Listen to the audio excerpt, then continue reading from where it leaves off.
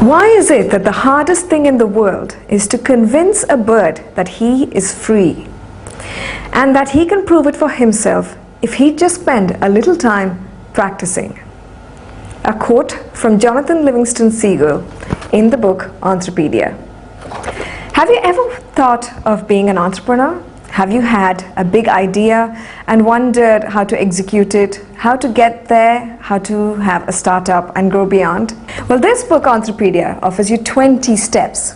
Written by Professor Nandini Vaidyanathan, she is someone who's been mentoring and teaching entrepreneurship for many years. We start up a discussion with Nandini.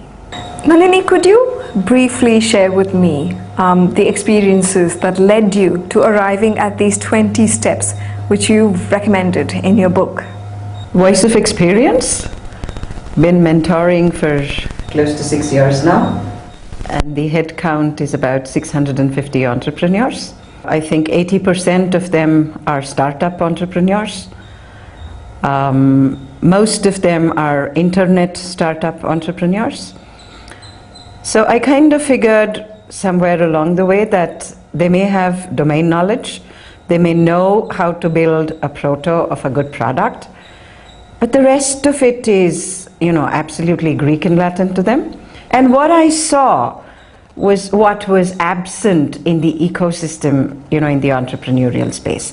So I thought a guidebook like this, which is not a textbook, which is not a scholarly treatise, is not a very erudite, reference book, but something very simple, conversational, something they can keep by their bedside, constantly go back to it like, a navigation map, and something that will tell them step by step.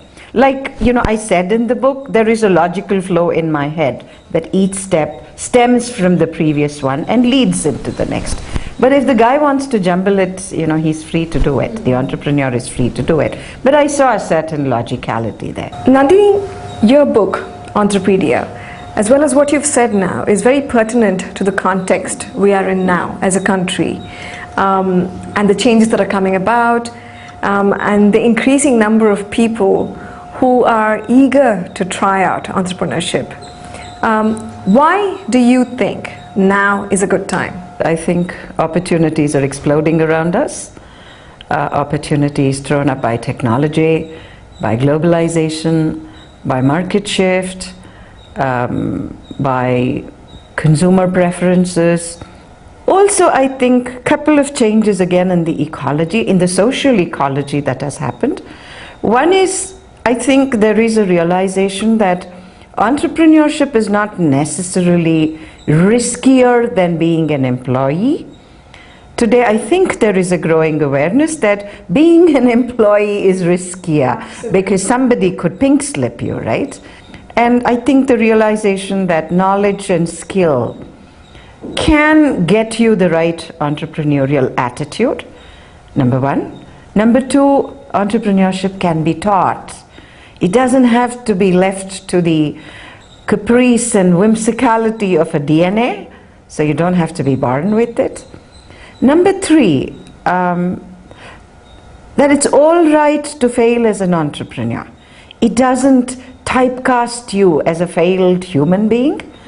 I think those are the changes in the social ecology that have happened. If people were to take a closer look at all the different entrepreneurs who are out there, everyone in a smaller way or a bigger way has faced failure. Failure is just part of the journey. Yes. It's like getting into the wrong job, thinking that it was the right thing, and then realizing that no, it's not for me, and then you have to make the shift, or you have to look at a different role within the same organization.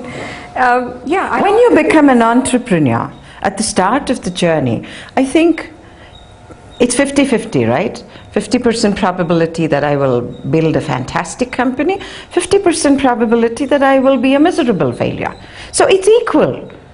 And which side the scale tilts really is about your knowledge, about your skill, and about the right attitude that you have. You must have come across a lot of people, both in terms of students who are learning entrepreneurship and entrepreneurs who have come to you for mentoring.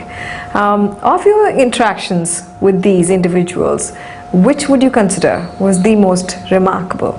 every mentee to me is a very special experience. Is a very special chapter, a very special milestone for me. Couple of experiences possibly where I would possibly treasure them, if that's the word, is when somebody who's not your atypical entrepreneur comes to me, is illiterate, and in 3 years' time she builds a business worth 27 crores. Wow. Okay, she's illiterate. Her reason for becoming an entrepreneur was she thought her family treated her like a fixture in the house, like furniture, because she wasn't educated. They didn't think she had it in her, and she felt, before I die, I want to see respect for me in their eyes. That was her reason for becoming an entrepreneur. So I would have been quite happy if she built a small, middling enterprise. Nothing great, nothing to write home about, but where she could go back and say, you know, although I was illiterate, I did something.